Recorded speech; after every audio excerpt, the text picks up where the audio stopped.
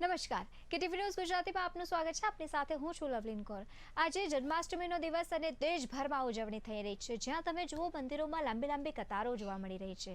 આ દિવસની એમ તો દર વખતે ઉજવણી ખૂબ જ રંગેચંગે કરવામાં આવતી હોય છે અને દર વર્ષે ભક્તો માત્ર એ જ દિવસની રાહ જોઈ રહ્યા હોય છે અને તેને લઈને જ રીતે આજે પણ દેશભરમાં ઉજવણી થઈ રહી છે। તો આજનો વિશેષ આ દિવસનો વિશેષ મહત્વ છું ભગવાન અમર છે તેમ છતાં દર વર્ષે ઉજવણી કરવામાં આવે છે અને આજે પંડિતજી અમારી સાથે જોડાયા છે, એમની સાથેથી સમજીશું। પંડિતજી દુર્ગાપ્રસાદ શાસ્ત્રીજી આપણી સાથે જોડાયા છે।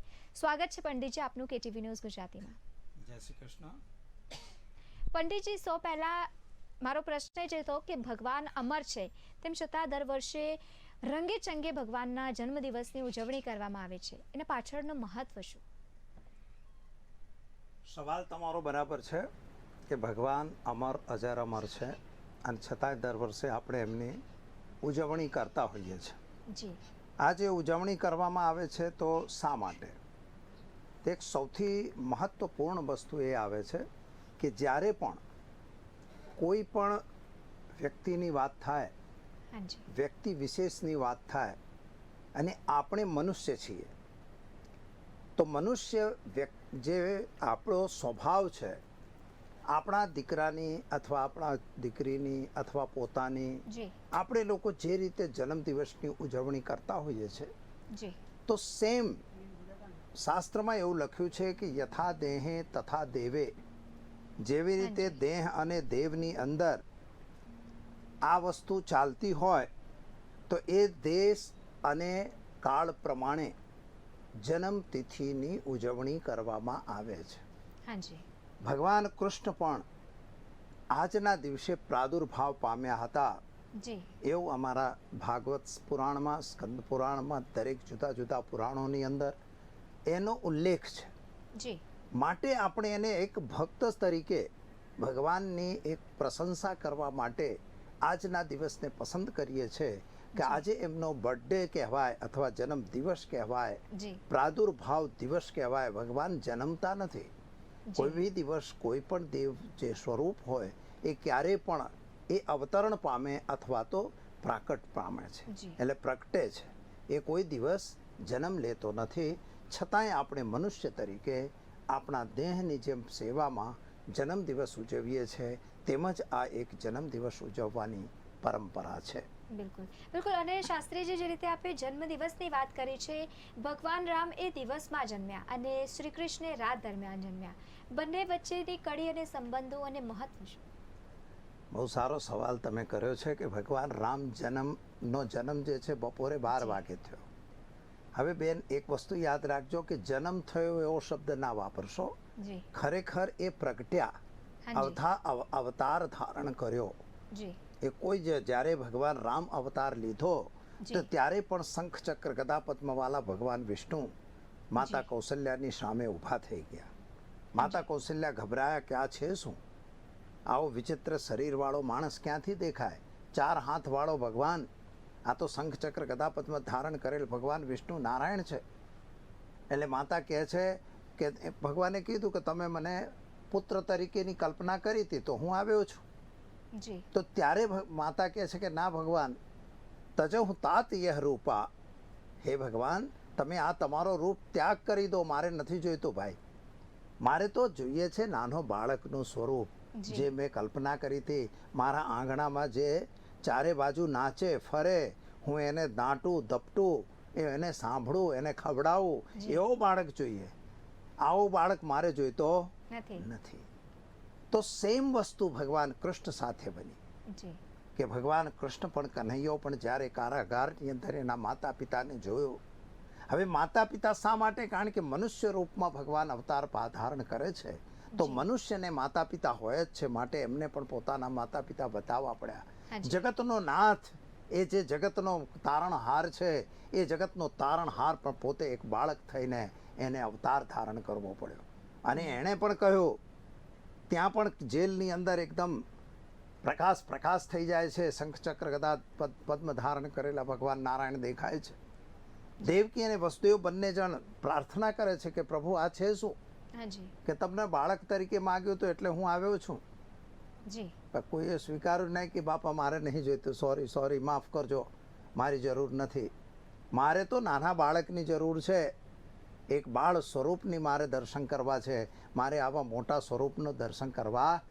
નથી. એટલે ભગવાન કહે છે કે તો અહીંયા તો કંસ તમને મારી નાખશે. ભગવાન જે વસુદેવ કહે છે કે તમને કંસ મારી નાખશે જી અને મને પાપ લાગશે, હું આવી રીતે નહીં કરી શકું, મારા 7 સંતાનોને એણે વધ કર્યો છે. જી ત્યારે ભગવાન કહે છે કે માત રહી, તમારે ડરવાની જરૂર નથી, હું ડરતો નથી કંસથી. કંસ કોણ છે? એક અહંકારનું સ્વરૂપ છે. તમારા શરીરની અંદર, તમારા આત્માની અંદર, તમારા સમાજની અંદર, તમારા દેશની અંદર, તમારા રાજ્યની અંદર જે બી અહંકાર નામનું તત્વ રહેલું છે, એ અહંકાર એટલે બીજાને આતતાઈ કરવું, બીજાને પરેશાન કરવું, બીજાને હેરાન કરવું, હું કહું એ જ સાચું, બીજો કે એ બરાબર નથી. જી. આવી બધી જે મનની અંદર કલ્પનાઓ અને જેવો આભાસ લોકો કરતા હોય તો તમે સમજી લો એ જ કંસ છે. જી અને એ જ કંસ છે. ત્યારે ભગવાન કહે છે આવા કંસથી હું બીતો નથી. છતાંય જો તમને બીક લાગતી હોય તો હું રસ્તો બતાવું છું કે મને તમે ગોકુળ ધામમાં મૂકી આવો. જી આવું ભગવાન પોતે દેવકી ને વસુદેવને કહે છે.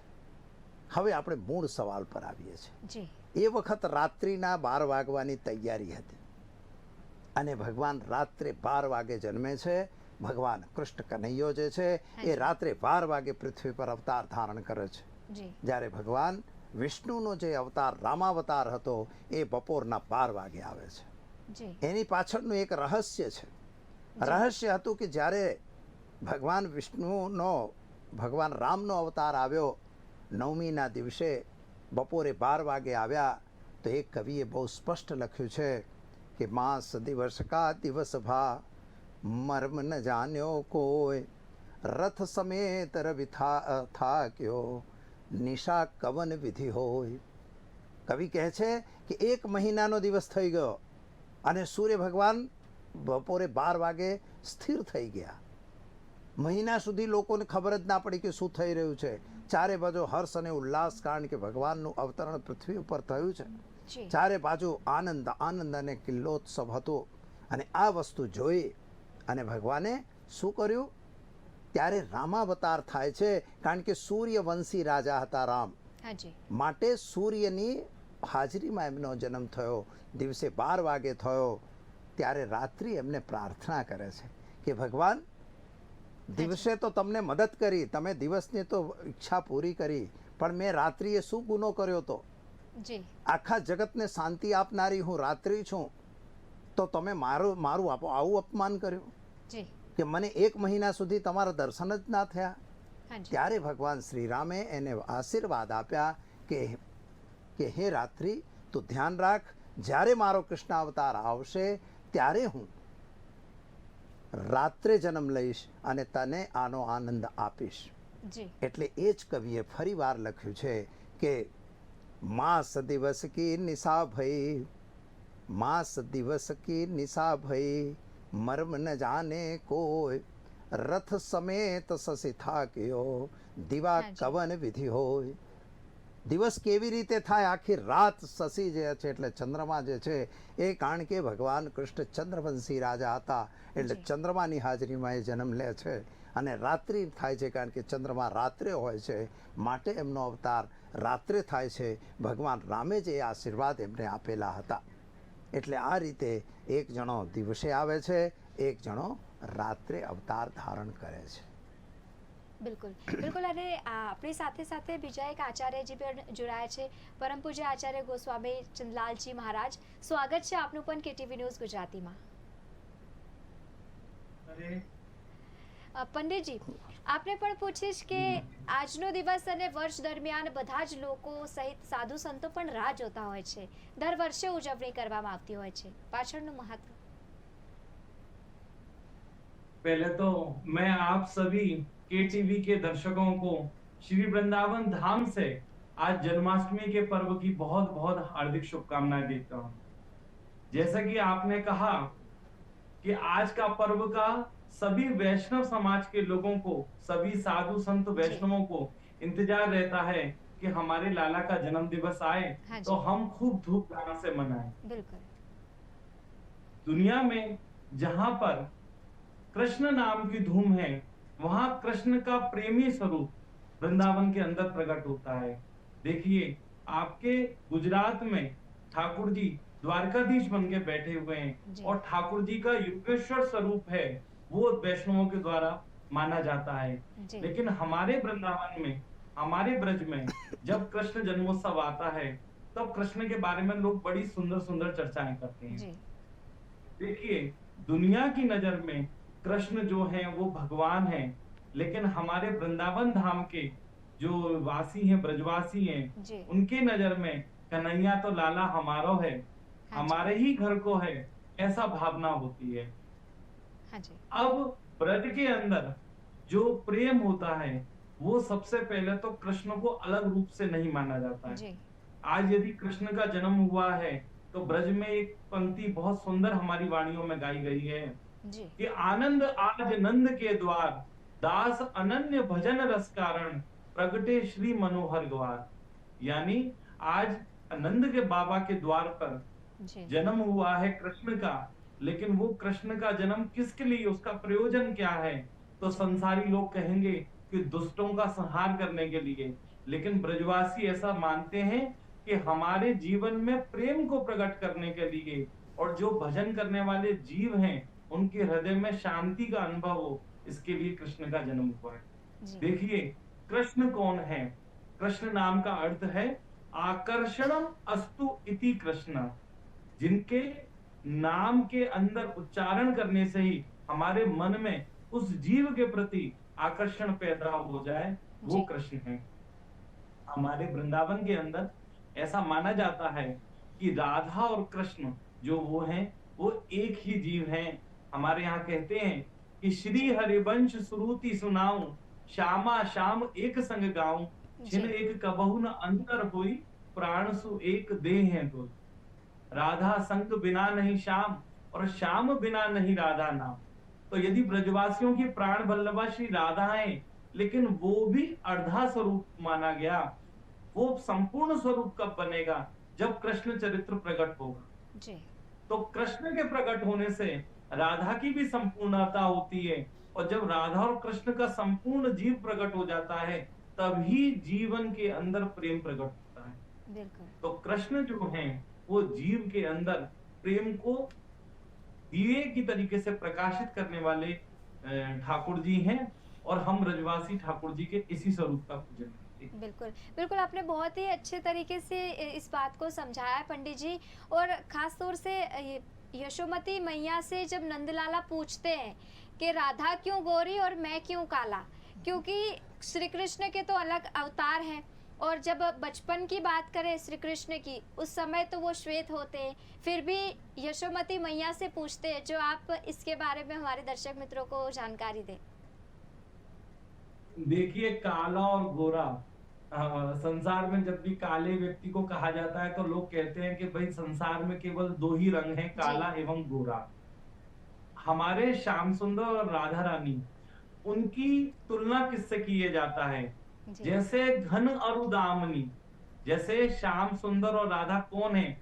जैसे बादल हैं कृष्ण श्याम सुंदर, और जी। बादलों के बीच में जब बिजली कड़कती है, तो वो श्री राधा हैं। जी। तो यदि बिजली सामान्य रूप से कड़के, तो व्यक्ति को एहसास नहीं होता है, उस समय उसको कुछ आपदा का एहसास होता है। जी। लेकिन बादलों के बीच में यदि बिजली कड़कती है, तो लोग कहते हैं कि अब बारिश होगी और अब शीतलता होगी। हाँ जी। तो श्याम सुंदर भले काले हैं, लेकिन आप यदि विज्ञान को यदि जानते हो, तो जो श्याम रंग होता है, काला रंग होता है, वो सोखने वाला होता है।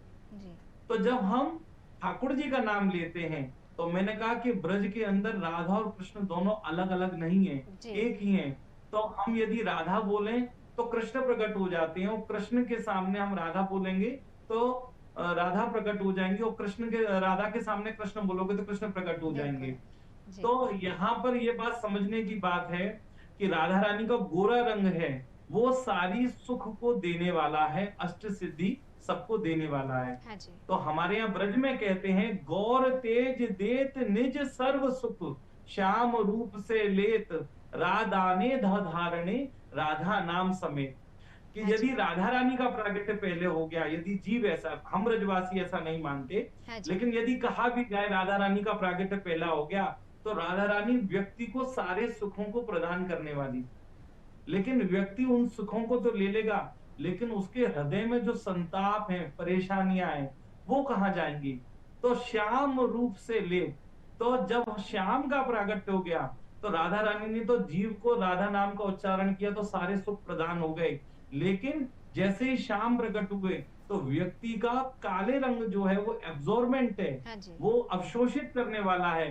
तो श्याम रूप से वो व्यक्ति की सारी परेशानियां, सारे कष्ट और सारे संतापों को हरण करने वाला है। इसलिए राधा रानी गोरी है, क्योंकि वो देने वाली है अष्ट सिद्धि और नवनिधि, और कृष्ण जो है वो काले हैं, क्योंकि वो व्यक्ति के सारे दुखों का हरण बिल्कुल, करने वाले बिल्कुल, हैं, जी, जी। उसको हाँ अवशोषित जी। कर लेते हैं। बिल्कुल, बहुत अच्छी तरह से आपने समझाया है। दुर्गा प्रसाद शास्त्री जी भी हमारे साथ है। શાસ્ત્રી જી, વાત કરીએ આપણે બધી જ જગ્યાએ શ્રી કૃષ્ણનું નામ તો એમ પણ લેવામાં આવતું હોય છે, પરંતુ ગીતા અને કૃષ્ણ ભગવાનનો શું સંબંધ? ગીતા ગીતા ગીતા જ્યારે તમે 3 વખત બોલો છો હાજી। તો સ્વાભાવિક રીતે એ થઈ જાય છે તાગી. તાગીનો અર્થ થાય છે ત્યાગી. ત્યાગીનો અર્થ થાય છે કે તમે સંસારથી મુક્ત થઈ જાઓ. જી। ગીતા એક એવી બુક છે, એને બુક તરીકે ઓળખો કે ગ્રંથ તરીકે ઓળખો, જી। તો એ જે ભગવાનના શ્રીમુખમાંથી બોલાયેલી છે. ભગવાન શ્રી કૃષ્ણે ગીતાનો જે પાઠ આપ્યો, જે અધ્યાય આપ્યા, એ અર્જુનને એક તો એને પ્રમોશન કરવા માટે આપ્યું, એને પ્રમોટ કર્યો કે તું થોડો આમ જાગી જા. અર્જુન તું લડવા માટે તૈયાર નહોતો, એટલે એને મોટિવેશન કર્યું. સૌથી સારામાં સારું મોટિવેશન જો થયું હોય તો એ ગીતાના અધ્યાયોના અધ્યયનથી જી। થયું. અને જે ભગવાન કૃષ્ણે કુરુક્ષેત્રની અંદર અર્જુનને કહ્યા. હવે એ ગીતા એ ભગવાન શ્રીમુખથી બોલાયેલા શબ્દો છે, જી। માટે એ શ્રેષ્ઠ છે. માટે અત્યારે વેદની કક્ષામાં ગીતાને આપણે મૂકી શકીએ છીએ. જી। એટલે ગીતાનો મેન સંબંધ છે કે ત્યાગ. સંસારની જે ભી ત્રુટિઓ છે, સંસારમાં જે ભી કામાંધ લોકો છે, સંસારની અંદર જે લોકોને કોઈ ખરાબ ટેવો છે, કુટેવો છે, તો એ તમામ વસ્તુઓ તમારી છોટી જાય. નિર્ધનતા છે કે બેરોજગારી છે કે જે બી છે, એ તમામ વસ્તુ તમારે છોડવી જોઈએ. અને એ બધાથી જો તમારે મુક્ત હોય, એટલે કે ત્યાગ કરવું પડે, એ બધાનો તમને ત્યાગ થઈ જાય અને તમારું જીવન ભગવાનના શરણમાં જતું રહે. કારણ કે ભગવાન પોતે કહે છે, મામ એકમ શરણ બ્રજ, માત્ર મારી શરણમાં રહો, ક્યાંય જવાની તમારે જરૂર નથી. કદાચ કોઈ ભૂત પ્રેતની પૂજા કરો છો તો વાંધો નથી, એને કરેલું નમસ્કાર પણ મને મળે છે. કારણ કે જે રીતે નદીઓના તમામ જળ એ સમુદ્રમાં જતા હોય છે, તો એવી જ રીતે બધા જ જે દેવતાઓને પૂજન કે અર્ચન કરતા હોઈએ તો એ ભગવાન કેશવ પાસે પહોંચે છે. એટલે ગીતા અને ભગવાનનો સંબંધ એક બહુ જ સરસ રીતે છે, કારણ કે એમના શ્રીમુખમાંથી બોલાયેલી અને સિદ્ધાંત અને નિયમ, જીવનના નિયમ અને સિદ્ધાંતની એક એ એમના ઉપદેશો છે. માટે ગીતા એ સર્વશ્રેષ્ઠ છે અને માટે ગીતા અને ભગવાન કૃષ્ણ બંને खरेखर अलग न कही शकाय। बिल्कुल। अरे चंदनलाल जी, अब आपके पास आऊंगी। तो ऐसा कहा जाता था कि जब जब धरती पर अधर्म बढ़ेगा तब तब श्री कृष्ण का जन्म होगा। एक तरफ वो नंद स्वरूप में, बाल स्वरूप में इतने नटखट श्री कृष्ण जी, और दूसरी तरफ अर्जुन को ज्ञान देते हुए, समझाते हुए, इन दोनों रूप को आप किस तरह से देखते हैं? देखिए, हमारे चिंतन का विषय, जैसे शास्त्री जी ने बताया, गीता में कृष्ण के योगेश्वर स्वरूप को उन्होंने प्रतिपादित किया। हाँ जी। हम ब्रजवासी ऐसा मानते हैं कि हर अवतार का एक प्रयोजन होता है, हर अवतार का एक कॉज होता है। अब भगवान के 24 अवतार में से जो 23 अवतार हुए, उन अवतारों का कोई ना कोई लक्ष्य था। लेकिन ये जो कृष्ण अवतार है, इसको हम प्रेम अवतार भी कहते हैं। मैंने कहा जैसे ब्रजवासियों के लिए कृष्ण जो है वो प्रेम को स्थापित करने के स्वरूप है, तो ठाकुर जी का ये जो अवतार है, उनके यहाँ से धाम से विदाई के तुरंत पश्चात कलयुग का प्रारंभ होता है। तो ठाकुर जी इस बात को जानते थे कि कलयुग के जो जीव होंगे, उनके पास जीवन जीने के लिए जो साधन है, उनका वो दुरुपयोग करेंगे, जिससे हृदय में कलुषता आएगी और जी। उनके जीवन में नाना प्रकार के कष्टों का उदय होगा। इसलिए हम कृष्ण को प्रेम अवतार कहते हैं, क्योंकि कृष्ण ने अपनी प्रत्येक लीलाओं के द्वारा, एक तो कृष्ण का जो अवतार है वो अलौकिक अवतार तो है, लेकिन उसका जो चलन का तरीका है वो पूरी तरीके से लौकिक है। मैं आपको बताऊं कि कृष्ण के वेणु वादन से, बंसी के वादन से गायें अपने गति भूल जाती थी और जी। गाय तो चलने उनके इशारे से चलना शुरू हो जाती थी। लेकिन भगवान फिर भी योगेश्वर स्वरूप को छोड़ के एक साधारण ग्वाला बन के उनकी गायों के पीछे जंगल में फिरे। ये एक जी। लौकिक प्रवृत्ति है। भगवान की प्रत्येक लीला जो है वो एक संदेश देती है। आप भगवान की अलग अलग लीलाओं का यदि आप विचार करो, गोवर्धन की लीला जो हम सब वैष्णवों के द्वारा सबसे ज्यादा पूजित है, उसके द्वारा भगवान एक संदेश दे रहे हैं। देखिए कृष्ण जी। जो जन्म है वो आजकल के समय भी कितना प्रासंगिक है कि आज हम प्रकृति के संरक्षण की, नेचर को प्रिजर्व करने की बात करते हैं। कृष्ण आज से 5000 साल पहले इंद्र उसकी पूजा बंद करवा रहे हैं और नंद बाबा पूछते हैं कि बेटा आप इस इंद्र से कोई पर्सनली आप कोई वैर रखते हो, आप क्यों उनकी मना कर रहे हो? तो भगवान उपदेश देते हुए कहते हैं कि कर्मणे जायते जंतु कर्मणे विलीयते, जी। कि व्यक्ति को कर्म की शिक्षा, ये श्रीमद् भागवत में, मैं श्रीमद् भागवत गीता की नहीं, श्रीमद् भागवत महापुराण की बात कह रहा हूं, जो हमारे ब्रजवासियों के पठन एवं पाठन का विषय होता है। जी। उसमें भी भगवान कर्म करने की शिक्षा दे रहे हैं कि इंद्र एक ऐसा देवता है जो कोई कर्म नहीं करता और हम गौ वंश का पालन करने वाले हैं। गौवर्धनम, गौवंश को बढ़ाने वाला ये गोवर्धन पर्वत है। तो न दिखने वाले देवी देवता की पूजा बंद करी कृष्ण ने और प्रकृति की पूजा यानी गोवर्धन नाथ की पूजा उन्होंने करवाई। कालिया नाग के दमन की जो लीला है उसमें भी जो हम जल जीव जो हैं, जो विषाक्त प्रवृत्ति के हैं, देखिए भगवान ने कालिया नाग का वध नहीं किया, उसको उसकी सही जगह पे भेजा, रमणक द्वीप पे, क्योंकि ब्रजवासी उस यमुना जी का पान करते हैं। गौवंश जो है उस गाय जब वहां पे पानी पीती थी तो वो मर जाती थी, जो पक्षी निकलते थे वो मर जाते थे। तो जो जल चलायमान है वो जी। दूषित हो रहा है। तो यहाँ पे भी भगवान प्रकृति संरक्षण का संदेश दे रहे हैं और उसके लिए स्वयं प्रयास कर रहे हैं। कई लोग कहते हैं कि भगवान ने गोपियों की मटकी फोड़ी, लेकिन जी। उस समय भी ये बात की जाती है कि भगवान ने मटकी फोड़ के पहले उनको कहा था कि आप मुझे दान दो, मैं भी राजा हूं। भगवान मना करना चाहते थे गोपियों से। कहते हैं कि कृष्ण के समय जब कंस था राजा, तो कंस ब्रजवासियों का जितना भी पैदा होता था दूध दही, उसमें से 50% उसका हरण कर लेता था कर के रूप में।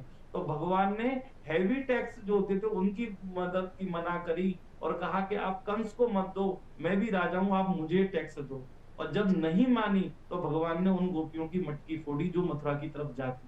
तो बिल्कुल। भगवान की प्रत्येक लीला जो है वो आजकल के समय में भी प्रासंगिक है।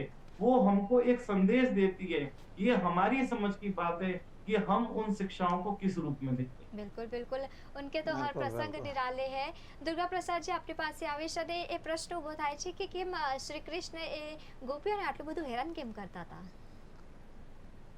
गोपियों ने हैरान करवा पाछड़ जैसे जी। शास्त्री जी ने बताया कि हर प्रकार से જી जो भगवान हैं वो उनकी लीला है। लीला करने के पीछे भी कोई न कोई उद्देश्य उनका जरूर था। गोपियों को परेशान करना तो सबसे पहले आपको ये समझना पड़ेगा कि गोपियां हैं क्या। જી गोपियां कोई लड़कियां नहीं थी, कोई औरतें नहीं थी। वो वहाँ ब्रजवासियों के लिए वो लड़कियां होंगी क्योंकि उनके यहाँ पैदा हुई थी, इसलिए वो लड़कियां हैं। लेकिन ऐसा कहा जाता है कि ये जो ब्रजवासी लड़कियां थीं जिन्हें हम गोपी के रूप में जानते हैं, वे वास्तव में वेद की ऋचाएँ थी। જી वेद की ऋचाओं ने ये कहा कि भगवान हम ये चाहते हैं कि आपके साथ आप पृथ्वी पे आ रहे हैं तो हम भी आएंगे, क्योंकि जब भी देव स्वरूप पृथ्वी पे अवतार धारण करता है, જ્યારે જ્યારે પૃથ્વી પર ભગવાન આવતા હોય તેવા વખતે અવશ્ય કરીને એમના જે બી દાસ દાસી હોય, એમને જે બી આસપાસના દેવતાઓ હોય, નાના મોટા બધા જ દેવો એમની સાથે મદદ કરવા માટે એ પ્રારૂપ તરીકે અહીંયા આવતા જ હોય છે, અવતરણ લે જ છે। જી એટલે ભગવાન યોગેશ્વર જે છે, ભગવાન કૃષ્ણ છે, એ વેદ દેવતા છે, એટલે વેદ ભગવાન કહેવાય છે.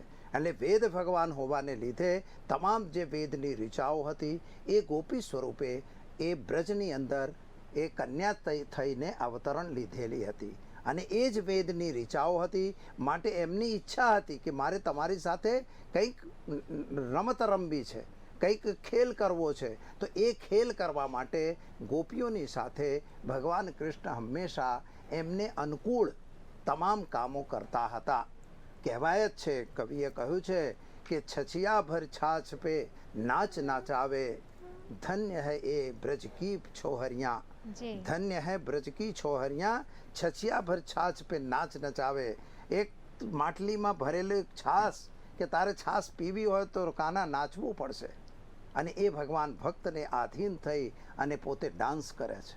એ જ કહે છે કે માખણ ખાવું હોય તો થોડું નાચી દે, પહેલાં વાંસળી વગાડી દે તારી. કહેવાય છે કે જ્યારે વાંસળી વગાડતા હતા ત્યારે જેમ પંડિત શાસ્ત્રીજીએ કહ્યું કે તમામ બહાર આવી જતી હતી, ગાયો ભેંસો જે બી ત્યાં પશુ હતા એ તમામ ઘરની અંદરથી બહાર આવી જતા હતા. એટલે બધા દોડી દોડીને બહાર આવતા હતા. જેટલા ઝાડ પાન હતા એ ઝાડ પાન પણ એ ઝાડ પાન પણ ખીલી ઉઠતા હતા. એટલે આ જે પરિસ્થિતિ હતી એ ખરેખર ભગવાન નારાયણની પરિસ્થિતિ હતી. અને એ જગદાધાર પરમાત્મા જેને કહેવાય અને જે ખરેખર યોગેશ્વર હતા, તો ભગવાનની વાંસળીમાં પણ આટલો મોટો પાવર હતો. અને એ પાવર જોઈ દરેક વ્યક્તિ એનાથી મંત્રમુગ્ધ હતા. એટલા માટે આ જે ગોપીઓને હેરાન કરવાની વાત છે, તો હેરાન નહોતા, પરંતુ એ ગોપીઓની ઈચ્છા હતી, એ ઋચાઓની ઈચ્છા હતી કે હું ભગવાનની સાથે પણ રમત રમી શકું, એની સાથે હું રાસ રચું. એ રાસ એટલા માટે ભગવાને રચાવી હતી. બિલકુલ બિલકુલ શાસ્ત્રીજી ખૂબ જ સરસ રીતે માહિતી આપી છે. હવે બીજા ચંદનલાલજી મહારાજજી પાસે આવું તો વૃંદાવનમાં તો એ દિવસની ઉજવણી જ્યારે કરવામાં આવતી હોય છે, पंडित जी हम यहाँ गुजरात में इस तरह से उजवणी करने में आती है, प्रसंग का इस तरह से माहौल उत्सव। देखते हैं हम लोग, पर वृंदावन वहाँ पे तो हर वो पल जीवंत होता है, जीते हैं.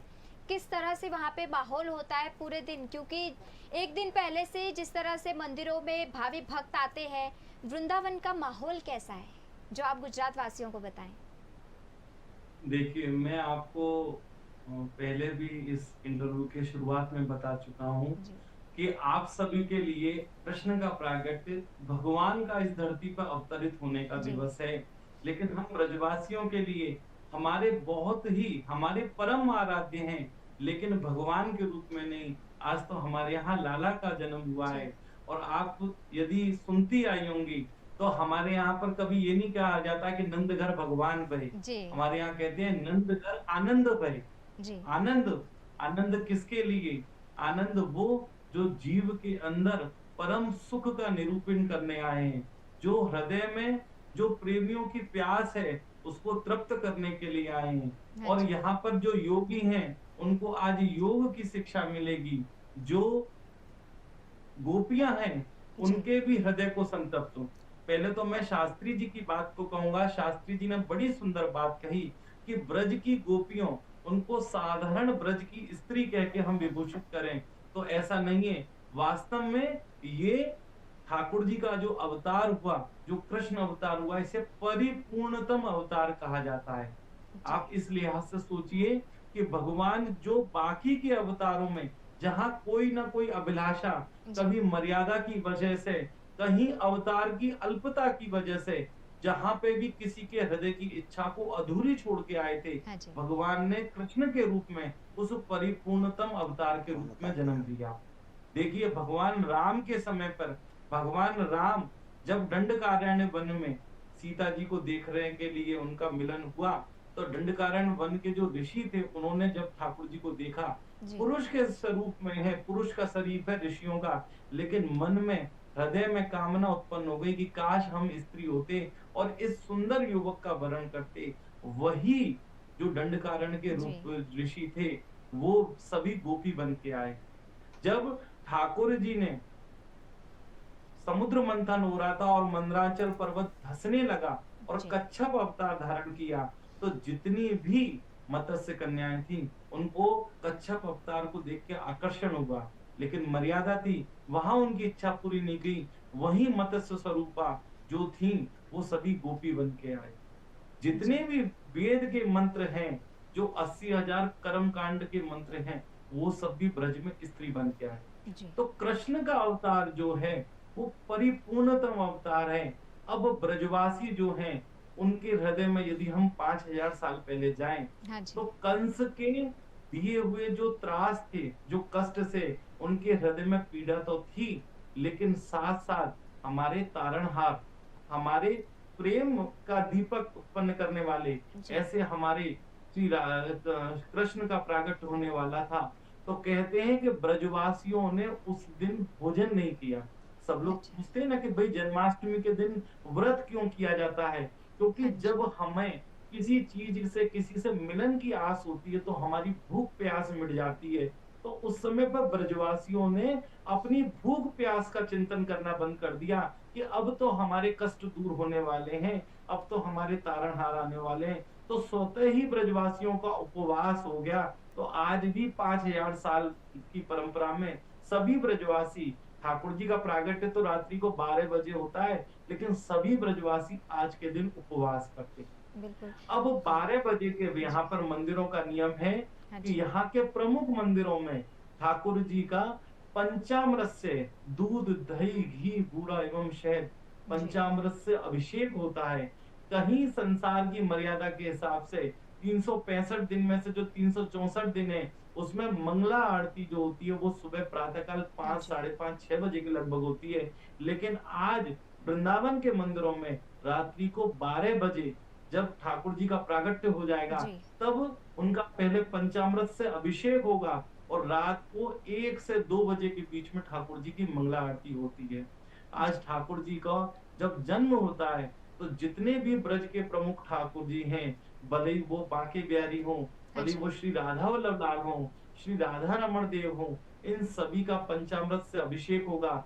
उनके सामने मंगल कलश रखे जाएंगे, जी मंगल गीत गाए जाएंगे, और ठाकुर जी का आज के दिन ब्रजवासी लोग तिलक करते हैं। जी बिल्कुल बिल्कुल चंद्रलाल जी महाराज आपने बहुत ही अच्छी तरीके से इसका महत्व समझाया है। दुर्गा प्रसाद शास्त्री जी आपने पास आवा मांगीश કે કૃષ્ણ સંગ રાધા જોડે જ નામ આવે, કોઈ દિવસ અલગ અલગ ના હોય, પરંતુ સંબંધની જ્યારે વાત કરીએ શું કહેશો? રાધા અને કૃષ્ણનો સંબંધ જે રીતે શાસ્ત્રીજીએ કહ્યું કે રાધા અને કૃષ્ણ ખરેખર એકબીજામાં મળેલા છે, એકબીજાની સાથે છે, ઓતપ્રોત છે. જી આ સંબંધને જો વિચારવામાં આવે તો પરમાત્મા ભગવાન કૃષ્ણ એ પરમાત્મા હે, ભગવાન કૃષ્ણ પરમાત્મા સ્વરૂપ છે. તમારી અંદર રહેલી જે આત્મા છે એ આત્મા એ જ પરમાત્મા છે. हाँ जी આત્મા સ્વરૂપ જે પરમાત્મા રહેલું છે, આપણા શરીરની અંદર જે આત્મા છે એ ખરેખર રાધા સ્વરૂપ છે. કારણ કે જીવાત્મા અને પરમાત્મા બંને અલગ છે. અને રાધા જે છે અધિષ્ઠા ગોકુલ, જે ગોકુલ ધામ છે એની એ અધિષ્ઠાત્રી દેવી છે. અને એ રાધા, જ્યારે તમારે રાધાની વાત કરતા હો તો हाँ જે તે જીવાત્માની અંદર, આપણું જીવાત્મા જે છે તો એની અંદર જે આત્મા છે એ આત્મા એ રાધા છે. અને રાધાની અંદર એટલે કે આત્માની અંદર જે ભગવાન રહેલો છે, જી. દરેકે દરેક જીવની અંદર એક તમે સમજો તો પરમાત્મા રહેલો છે. લોકો કહે છે કે સી ફર્સ્ટ ધાય સેલ્ફ, તમે તમારી જાતને જુઓ. તમારા દરેકના શરીરની અંદર એવું લોકો કહેતા હશે જી. કે તમારી શરીરની અંદર જે છે એ ખરેખર તમારો પરમાત્માનો વાસ છે. તો શરીરની અંદર જે પરમાત્માનો વાસ છે તો એ ક્યાં છે? જી જો મારા શરીરમાં આત્મા ના હોય તો પરમાત્માનો વાસ કઈ રીતે હોઈ શકે? જી ત્યારે એને સ્મશાનમાં મોકલવામાં આવે છે. એટલે જ્યાં સુધી મારી આત્મા જીવિત છે, મારી શરીરની અંદર આત્મા છે, ત્યાં સુધી પરમાત્મા મારી સાથે છે. માટે રાધા અને કૃષ્ણનો સંબંધ આત્મા અને પરમાત્માનો સંબંધ છે. અને માટે એ પરમાત્મા છે અને એ રાધા છે, એ આત્મા છે. આત્મા અને પરમાત્મા કદી અલગ હોઈ શકે નહીં. અને જ્યાં સુધી આત્મા છે એટલે જ્યાં સુધી રાધા છે ત્યાં સુધી કૃષ્ણનું અસ્તિત્વ ખરેખર તમારી શરીરની અંદર પણ રહેલું છે. એટલે એ બંનેનો જે સંબંધ છે એ આ સંબંધ છે કે બંને એકબીજાના પેલા એ છે, એકબીજાની સાથે જોડાયેલા છે. એ અલગ હોઈ જ ન શકે. એટલે પરમાત્મા અને કૃષ્ણ અને આત્મા એટલે રાધા એ બંને અલગ હોઈ શકે નહીં. नहीं, बिल्कुल बिल्कुल। अरे चंदन लाल जी महाराज, अगर आपसे पूछूं तो ऐसा कहा जाता है कि एकदम नटखट है नंद, अरे और साथ में जिस तरह से उनका नटखट स्वरूप देखा जाता है और माखन चोर उनको कहा जाता है, उनका बचपना और वो इतने नटखट क्यों थे, और साथ में उनको उनके जो सर पे कला पे मोर का पंख लगाया जाता है, इन सब चीज़ों का क्या महत्व है?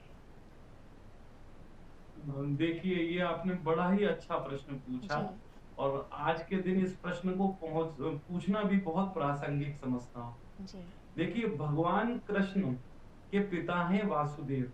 जी वासुदेव जो थे उनके पास 16,107 नाड़ियों के ऊपर विजय प्राप्त करने का ज्ञान था। यानी वो भी योगी थे, लेकिन उन्होंने 108वीं जो नाड़ी है, 16,108वीं नाड़ी, उसके ऊपर विजय प्राप्त नहीं करी। अच्छा अब यदि उन्होंने 16,108वीं नाड़ी के ऊपर विजय प्राप्त कर लेती तो वो योगेश्वर बन जाते और वो कंस का वध कर सकते थे, अच्छा लेकिन वो 108वीं नाड़ी के ऊपर विजय प्राप्त नहीं कर सके। अब आकाशवाणी होती है विवाह के समय पर कि हे कंस, तू जिसका बड़े प्रेम से आज अपनी बहन का लगन करने जा रहा है, इसी जी का जो अष्टम गर्भ है वो तेरा काल है। जब कंस ने ये आकाशवाणी सुनी जी तो उसके हृदय में भय व्याप्त हो गया कि मेरा काल जो है वो इस देवकी के गर्भ से जन्म लेगा। ये उसके लिए तो सूचना थी, जी लेकिन वसुदेव जी के लिए भी सूचना थी कि हमारे द्वारा जो 8वीं सतति का जन्म होगा उसके अंदर ये खासियत होगी और ये देवता आकाशवाणी कर रहे हैं कि वो कंस का वध करेगा। जी इसलिए कृष्ण से पहले जो 7 संतानों का जन्म हुआ वो सभी देवकी और वसुदेव की संतान हैं, लेकिन उनके अंदर वो बल नहीं है, वो ताकत नहीं है कि वो कंस का वध कर सके। अच्छा अब जब 8वां गर्भ जब इनके गर्भ में स्थापित हुआ, तब नियोग पद्धति के द्वारा, वीर रज के द्वारा उन्होंने वसुदेव जी ने जो वीर स्थापित किया जी उसमें 16,107 नाड़ियों के ज्ञान का जो बीज था वो देवकी के गर्भ में स्थापित कर दिया। कृष्ण का जन्म हुआ तो जी कृष्ण के जन्म के समय ही श्री कृष्ण जो थे वो 16,107 नाड़ियों का ज्ञान प्राप्त करके ही जन्म ले रहे हैं, लेकिन उनके पास भी 108वीं को विजय करने का ज्ञान नहीं है ज्ञान, इसलिए वो कंस का वध नहीं कर सकते थे और उनको गोकुल पहुंचाया गया। अब गोकुल में बचपन में जैसे इनका समय धीरे धीरे जाता रहा तो एक दिन जब ये थोड़े से घुटने चलने लगे तब यशोदा मैया ने इनके पैर में झांझर बांध दी। अब जी जब इनके पैर में झांझर बांधी तो जो झांझर की आवाज होती है, यदि आप कभी किसी मंदिर में जाएं तो वहां पे कीर्तन का जो स्वर होता है, जी यदि आप उस समय अपनी आंखें बंद करो तो आपको अपनी ये जो भ्रकुटी है, भौहें हैं, इनके बीच में कुछ कंपन, कुछ रेजोनेंस जैसा आपको आवृत्ति महसूस होगी। जी तो जब कृष्ण के पैर में झांझर बांधी गई तो कृष्ण को भी उस झनकार की वजह से यहाँ भ्रकुटी के बीच में कुछ कंपन सा महसूस होने लगा और उनकी जो 108वीं 16,108वीं नाड़ी जो हाँ जी सुषुम्ना नाड़ी है वो यहाँ जागृत होने लगी। उसी समय भगवान ने एक मोर को देखा, जो मोर उनके आंगन में नृत्य कर रहा था। एक मोरनी के सामने, मोरनी शुदा पीड़ित थी, लेकिन मोर बार बार उसके सामने नाच रहा था और मोर के प्रेमाश्रु निकले और मोरनी ने पान कर लिया और मोरनी उससे गर्भवती हुई। भगवान ने अच्छा विचार किया कि जब वो मोर का ये नृत्य देख रहे थे तो जो मोर पंख होते हैं उसके ऐसे चंद्रमा जैसे मोर पंख पे बने होते हैं, तो जी भगवान की यौगिक समाधि लग गई और भगवान की सुषुम्ना नाड़ी जागृत हो गई। भगवान ने कहा ये मोर मेरे जीवन का प्रथम गुरु है, क्योंकि इसकी वजह से मुझे ये समाधि लगी और मेरी ये सुषुम्ना नाड़ी जागृत हुई। और दूसरा, इसने मुझे प्रेम की, और वो भी प्रेम कैसा, जो काम रहित प्रेम है कि जी मोरनी ने प्रेमाश्रु का पान कर लिया और वो गर्भवती हो गई, जिसमें कहीं भी कोई शारीरिक काम क्रीड़ा के दर्शन नहीं है। तो ये मोर मेरा प्रथम गुरु है, इसलिए भगवान ने मोर पंख धारण अपने जीवन भर, जो भगवान का श्री विग्रह है उस विग्रह के ऊपर मोर पंख आता है। भगवान के प्रथम गुरु मोर है, जिनकी वजह से भगवान योगेश्वर बने उस दिन जी और भगवान उस दिन से परम पद को विभूषित। बिल्कुल बिल्कुल। और महाराज जी, आपने ये जो वर्णन किया है बहुत ही श्रेष्ठ तरीके से किया है। શાસ્ત્રી જી, હવે આપની પાસે આવવા માંગીશ કે ભગવાન શ્રી કૃષ્ણને પ્રકૃતિના પુરુષોત્તમ કેમ કહેવાય છે? ભગવાન કૃષ્ણ પ્રકૃતિ પુરુષોત્તમ છે જી અને ભગવાન શ્રી રામ જે હતા એ મર્યાદા પુરુષોત્તમ હતા. હા જી જેમ શાસ્ત્રીજીએ પહેલાં કહ્યું કે ભગવાન કૃષ્ણે આ પૂર્ણાવતાર છે, એટલે કે પૂર્ણાવતાર એટલા માટે છે कि जे काई भी कोई भी अपेक्षाओं, किसी की भी इच्छाएं, कोई अंदर त्रुटि रह गई हो तो वो सारी त्रुटियों को पूर्ण करना. તમામ પ્રકારની જે ઈચ્છાઓ હોય, જેમ વેદની ઋચાઓની ઈચ્છા, મત્સ્યની ઈચ્છા, તમામની ઈચ્છાઓને પૂર્ણ કરવા માટે આ જે અવતાર થયો એ ભગવાનનો પૂર્ણ અવતાર થયો. રાજકારણની અંદર પણ અહીંયા ભગવાન કૃષ્ણે પોતાની અલગ અલગ પ્રકૃતિ બતાવી. એક એવો વ્યક્તિ, કોઈ બી એવી વ્યક્તિ હોઈ ના શકે કે જે એમ કહી દે કે જાઓ તમારાથી જે બી થતું હોય, આજે તો પાંડવો તો જંગલમાં પડ્યા હતા અને રાજ તિલક કરી દીધું કે યુધિષ્ઠિર તમે રાજા બનો છો, ચક્રવર્તી રાજા બનવાનો તમને પાવર છે અને તમે બનશો. આવી એક શક્તિ એમના પાસે હતી.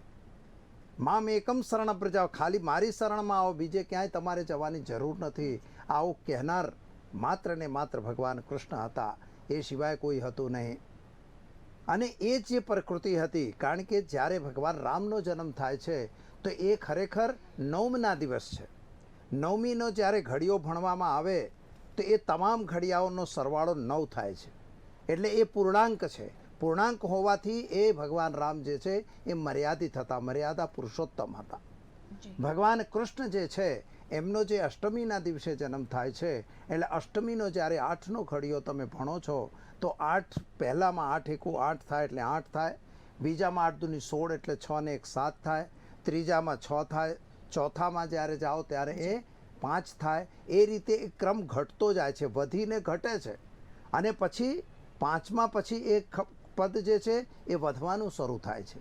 તો જેમ 8 6 48 એટલે 8 ને 6 14 થાય, એટલે એ બધો પદ વધતો જાય છે. આ જે વધે છે અને ઘટે છે, જે પ્રકૃતિનું એક કારણ છે. ક્યારેક પ્રકૃતિમાં સારું હોય, ક્યારેક પ્રકૃતિ નારાજ હોય, ક્યારેક પ્રકૃતિની અંદર ગડબડ સળબડ હોય, તો આ બધી જ પરિસ્થિતિઓ, ક્યારેક ભૂકંપ આવે તો ક્યારેક અતિવૃષ્ટિ થાય. આ જે પ્રકૃતિની અંદર જે રીતે નિયમો બદલાતા હોય છે, એ જ રીતે ભગવાન કૃષ્ણ કનૈયાના જે જન્મના સમયથી લઈને જ્યાં સુધી એમને દેહ ત્યાગ નથી કર્યો, એટલે કે જ્યાં સુધી સ્વધામ નથી ગયા, ત્યાં સુધી એમની પ્રકૃતિમાં અનેક વખતે ચેન્જિંગ આવ્યા કર્યા છે. અને એ ક્યારેક રણછોડ પણ બન્યા છે, પણ જરૂર હોય તો રણછોડ પણ બની ગયા છે. ખોટી એમાં ડીંગ મારવાની કોઈ આવશ્યકતા એમને નહોતી. જરૂર પડ્યા છે તો રાક્ષસોનો પણ વધ કર્યો છે. અને નાના બાળક હતા ત્યારે સકટાસુર જેવા દૈત્યોનો તેઓ ક્યારનાય વધ કરી નાખ્યા હતા. એટલે એવા પૂતના જેવીનો ઝેર પણ એમણે પાન કરી લીધો. કળિયુગની અંદર મીરાબાઈ કે નરસિંહ મહેતાને પણ એમણે મદદ તો કરેલી જ છે. એટલે ભગવાન શ્રી કૃષ્ણ જે છે એ સાક્ષાત છે, પરમાત્મા છે, માટે એ પ્રકૃતિ પુરુષોત્તમ અને પૂર્ણ પુરુષોત્તમ કહેવાય છે. બિલકુલ બિલકુલ, ખૂબ જ સરસ રીતે માહિતી આપી છે. હવે महाराज जी, आपके पास आऊंगी और यूँ कहते हैं कि महाराज जी આપણી સાથે એમનો કનેક્શન કટ થઈ ગયું છે અત્યારે ટેકનિકલ ઇશ્યુના કારણે. તો તમને પૂછીશ દુર્ગા શાસ્ત્રીજી કે એવું કહેવાય છે કે મુરારી એટલે શ્રી કૃષ્ણ ગોવિંદ હરે મુરારી, અને શ્રી કૃષ્ણને જે બાંસુરી છે એટલી બધી પ્રિય કેમ હતી? હવે આની જો લૌકિકની રીતે જ્યારે વાત કરીએ ત્યારે લૌકિકની દ્રષ્ટિએ વાંસળી પ્રિય એટલા માટે હતી કે એ વખતે સામાન્ય રીતે છોકરાઓને રમવા માટે વાંસળી આપવામાં આવતી. બીજી કોઈ મોટા વાજિત્રો એમની પાસે હતા નહીં, કોઈ ટેકનિકલ અત્યારના જેવા પિયાનો ને એવું બધું હતું નહીં. એટલે વાંસળી એક તો સૌથી પહેલાં એ ગામનું સારામાં સારું વાજિત્ર કહેવાતું. એની અંદરનો જે અવાજ હતો એ મધુર હતો. એની અંદર જે 7 કણ હોય એટલે 7 સ્વર હતા. એટલે ભગવાન કૃષ્ણ જ્યારે પૂર્ણ પુરુષોત્તમ બને છે તો એની અંદર એક વસ્તુ હોય છે કે સંગીત, સાહિત્ય, સંગીત કલાવિહીનો એવું નહોતું. ભગવાન જે કૃષ્ણ હતા સંગીતથી, સાહિત્યથી અને કળાના નિપુણ હતા. એમાં સંગીત પણ એક શબ્દ હતો. એટલે વાંસળી વાદનમાં ભગવાન કૃષ્ણને મહત્વનો એ પદ મળ્યું. અને એમણે બીજી વસ્તુ એ હતી કે જ્યારે કૃષ્ણ કન્હૈયા એ વાંસળી વગાડતા તો વાંસુરીની પાછળ જે સપ્તમ સ્વરની વાતો થાય છે, જી જે આપણે કહીએ છીએ કે સારે ગામા પા ગામા નિધિ સા, આ જે સ્વરો છે તો એ તમામ સ્વરો ઉપર ભગવાન કૃષ્ણનો કંટ્રોલ હતો, પાવર હતો. એટલા માટે આ વાંસુરી એનો સૌથી સારામાં સારું એ વાજિત્ર વગાડી શકાય એવું હતું. જી બીજું, જ્યારે એ વાંસળી વગાડતા હાજી એટલે મુરારી હતા ને, એને કૃષ્ણ મુરારી કહેવાય છે. જી તો મુરારી એટલા માટે જ એમને કહેવાય છે કે જ્યારે એ વાંસળી વગાડતા હતા તો એના સ્વરની એટલી તીવ્રતા હતી, એટલી જી. તીવ્રતા હતી કે એની સ્વર એનું સાંભળીને જ ગાયો, બધી જ ગાયો પોતાના જે દોરડું હોય એક છોડાઈને ભાગી જતી હતી અને એક સાથે લાઈનમાં ચાલવા માંડતી હતી. વનસ્પતિઓ હતી બધી એમ આહલાદક થઈ જતી હતી. પુષ્પ જો ખીલેલા ના હોય તો એ પુષ્પો ખીલી જતા હતા. ગોપીઓ પણ પોતાના ઘરથી બહાર આવીને એમની વાંસળી સાંભળતી હતી. બિલકુલ એટલે આ જે પરિસ્થિતિ હતી એટલા માટે એમને કૃષ્ણ મુરારી તરીકે પણ ઓળખવામાં આવ્યો છે. बिल्कुल बिल्कुल. अरे हवे चंदनलाल जी महाराज आपके पास आऊंगी.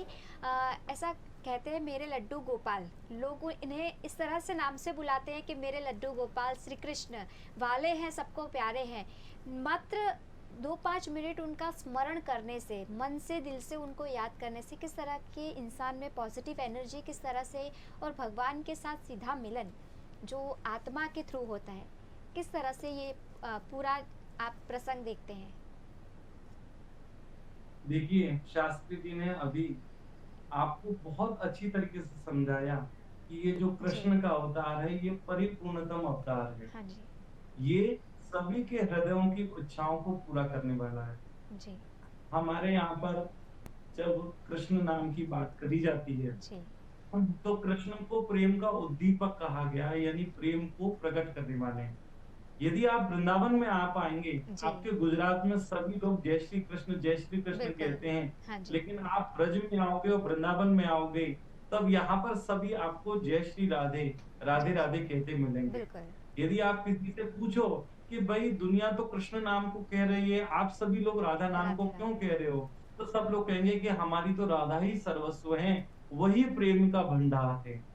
लेकिन हमारे ब्रजवासी जो गूढ़ ज्ञान रखते हैं वो जिस बात को जानते हैं वो कहते हैं हाँ ये बात सही है कि जो राधा है वो रस का, कृपा का, जी प्रेम का सिंधु है, लेकिन उस सिंधु से हम वो जल स्वयं कैसे प्राप्त कर सकते हैं, तो वहां पर हमको कृष्ण की आवश्यकता है. जी हमारे ब्रजवासी कहते हैं, हमारी ब्रज की वाणियां इसको संबोधित करते हुए कहती हैं कि प्रीति की रीति रंगीलो ही जाने, यद्यपि सकल लोक चूड़ामणि दीन अपना को माने.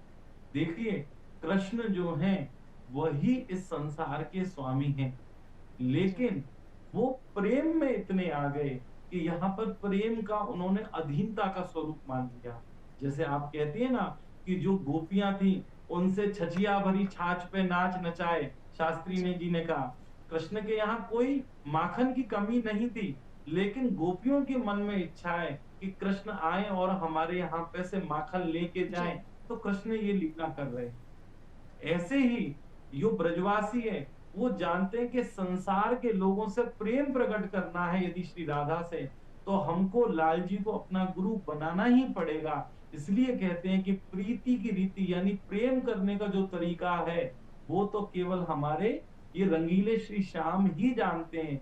यद्यपि सकल लोक चूड़ामणि, जानते हुए कि वो सकल लोक के चूड़ामणि है, लेकिन वो श्री राधा के आगे अपने आप को दीन मानते हैं. आप वृंदावन के मंदिरों में जाओगे, वृंदावन की सड़कों पे आप विचरण करोगे तो सब एक ही कहेंगे कि राधा मेरी स्वामिनी, मैं राधे को दास, और जन्म जन्म मोह दीजियो श्री वृंदावन बख्श. बिल्कुल लेकिन जब आप गूढ़ अर्थों में जानोगे तो फिर राधा को संबोधित कहते हैं कि राधे तुम बड़ भागनी, कौन तपस्या कीन, और तीन लोग तारन तरन सो तेरे आदि. तो राधा रानी के अधीन कृष्ण क्यों हो गए, क्योंकि झुक के भी जो प्रेम दे वो श्री कृष्ण है. इसलिए ये कृष्ण का स्वभाव, कृष्ण को परिपूर्णतम अवतार इसलिए कहा गया है क्योंकि देखिए हम जब राम अवतार की बात करते हैं तो जो कुछ अल्प मानसिकता वाले लोग हैं वो राम अवतार में दोष गिन देते हैं कि उन्होंने बाली को छुप के बाण मारा, या फिर सीता जी को क्यों छोड़ दिया, लेकिन यहाँ राधा को लौकिक रीति से छोड़ रहे हैं। हम ब्रजवासी तो नहीं मानते कि राधा और कृष्ण का कोई वियोग हुआ, लेकिन लौकिक रीति से छोड़ रहे हैं। लेकिन कोई कृष्ण को उल्हाना नहीं देता है। केवल उद्धव जी ने कहा, लेकिन उनको भी दर्शन करा दिए, और आज भी लोग राधा कृष्ण को साथ में स्थापित करते हैं। कोई बिल्कुल। कृष्ण से प्रश्न नहीं है। तो बिल्कुल वो बिल्कुल। परिपूर्णतम अवतार हैं। यदि वो अर्जुन के साथ में रथ पे बैठे हुए हैं, तब उनको क्षत्रिय धर्म से विमुख होने पे शिक्षा दे रहे हैं, और उनसे कहते हैं कि तुम्हारा धर्म तुम नहीं छोड़ सकते हो। यदि गोपियों के मन में इच्छा है, तो गोपियों के यहाँ पर माखन चोरी, देखो चोरी तो बुरी बात है, जी। भगवान इसको करते हैं, लेकिन तो भी लोग राजी हैं। तो जो अपने अवतार के द्वारा सबको राजी कर दे, वही श्री कृष्ण है। बिल्कुल बिल्कुल। बिल्कुल, बहुत ही अच्छे तरीके से आपने समझाया है ચંદનલાલજી મહારાજ. હવે દુર્ગા પ્રસાદજી આપની પાસે આવીશ કે એટલી બધી રાણીઓ 16,108 રાણીઓ એમ તો, અને સાથે સાથે આ પાછળનું મહત્વ શું છે? બહુ સારો સવાલ તમે કર્યો છે, અને જો કે શાસ્ત્રીજીએ એનો તમને શોર્ટમાં તો બતાવી જ દીધું છે જી. કે જે 16,108 નાડીઓ હતી, હા જી. નાડીઓ ઉપર કંટ્રોલની વાત છે. ભગવાન કૃષ્ણની પાસે 16,108 રાણીઓની વાત જે થાય છે, લોકો કહે છે ઘણી વખત કે આટલી બધી બૈરાઓ રાખે છે, જી. આવું થોડી ચાલે. પણ મેં તમને જે પહેલાં કહ્યું જી. કે ભગવાન કૃષ્ણ જે છે એ તમારી શરીરની અંદર જ રહેલો છે. આત્મા અને પરમાત્મા બે વસ્તુ છે. પરમાત્મા સ્વરૂપ કૃષ્ણ છે, આત્મા સ્વરૂપ રાધા છે. જી જી. તમારે જે શરીર છે, શરીરની અંદર જે નાડીઓ છે, હા જી. નાડીનો અર્થ થાય છે જે નર્વસ સિસ્ટમ, જી. જે તમારી બ્લડ લઈ જનારી વાહિનીઓ, રક્ત વાહિનીઓ છે. જી. એની અંદર 8 મહાધમનીની વાત થાય જ છે. ધમની અને શિરા, જે શિરા બી છે 100 શિરાઓ છે. હા જી. 100 શિરાઓ શરીરમાંથી ચારે બાજુથી ખરાબ રક્તને લાવી હૃદયમાં પ્રસ્થાપિત કરે છે. હૃદયમાંથી ફેફસામાં જાય છે, અને ફેફસામાંથી પાછા હૃદયમાં આવે છે, અને હૃદયમાં આવીને આખા શરીરમાં ચોખ્ખું લોહી લઈ જવાનું કામ 8 મહાધમનીઓ કરે છે. અને જે 16,000 જે રક્તવાહિનીઓ છે, એ 16,000 રક્તવાહિનીઓ ડોક્ટરોએ ચેક કરેલું છે. કંઈ એવું નથી કે હું કહી રહ્યો છું, શાસ્ત્રમાં પણ લખેલું છે. એ 16,108 જે આપણી રક્તવાહિનીઓ છે, આ જ ટોટલ જે મહારાજ શાસ્ત્રીજીએ હમણાં કહ્યું આપણને કે 108 રાણીની વાત છે, કે 108 નાડી. તો નાડી એટલે આ જ જે રક્તવાહિનીઓ હતી, એ 8 નાડીઓ જે હતી એ 16,108 થાય છે. ભગવાન કૃષ્ણનો અર્થ થાય છે કે આ જીવાત્માની અંદર રહેલો પરમાત્મા. આ પરમાત્માની ચારે બાજુ જો ફરે છે કોણ? આ લોહી. આત્મા જે પરમાત્મા છે તમારા હૃદયની અંદર વાસ કરે છે. એટલે આ નાડીઓનું એનું કામ કરે છે. માટે એને પત્ની તરીકેની ઉપાધિ મળી. અને એ જ રીતે આ 16,108 જે નાડીઓ છે, એ જ એની પટરાણીઓ કે રાણીઓ જે તમે કહેતા હોય તમે કહી શકો છો. એ જ પરમાત્મા છે. આત્મા રૂપ રાધાની સાથે પરમાત્મા રૂપ કૃષ્ણ એ તમારા શરીરની અંદર રહેલી 16,108 જે નાડીઓ છે, જે રક્તવાહિનીઓ છે, એનું જ આ વર્ણન છે. ખરેખર આધ્યાત્મ રીતે આ જ વસ્તુ છે. એમાં કોઈ પત્ની કે સ્ત્રી કે એવી બધી વાતો તો હસવા માટે અને એક જ્ઞાન માટે અને ભક્તિ રસની અંદર આ વસ્તુઓ ભાગવત વગેરેમાં ચર્ચા તો કરેલી છે. बिल्कुल बिल्कुल. અને બહુ જ સરસ રીતે આપે પણ માહિતી આપી છે. સમયનો આપણી પાસે અભાવ છે, और इसीलिए गोस्वामी चंदनलाल जी महाराज आप हमारे साथ जुड़े, उसके लिए आपका खूब खूब धन्यवाद. और वृंदावन की जो बातें आपने बताई हैं गुजरात वासियों के लिए बहुत ही स्मरणीय है. आपका खूब खूब धन्यवाद हमारे साथ जुड़ने के लिए. અને પંડિત દુર્ગા શાસ્ત્રી પ્રસાદજી, તમારો પણ ખૂબ ખૂબ આભાર આજના એક ખાસ દિવસમાં અમારી સાથે જોડાવા બદલ. તો તમે પણ દર્શક મિત્રો જે રીતે જોયું કે અલગ અલગ બંને જગ્યાથી શાસ્ત્રીજી અમારી સાથે જોડ્યા હતા. અને આજનો દિવસ એટલે કે કૃષ્ણ જન્મોત્સવ, એ દિવસની શું એમ તો મહત્વનો છે. મહત્વ તો ખૂબ ઘણો છે, અને જે ઘણા કિસ્સાઓ વિશે આપણે વાત કરી, અસ્મરણીય છે બધું જ. અને આજે જ્યારે દેશભરમાં ઉજવણી થઈ રહી છે કૃષ્ણ જન્મોત્સવની, તમે પણ તેનો લાભો લો, મંદિરે જઈને દર્શન કરો. હાલ મને રજા આપશો, ફરી મળીશું. ત્યાં સુધી જોતા રહો કે ટીવી ન્યૂઝ ગુજરાતી.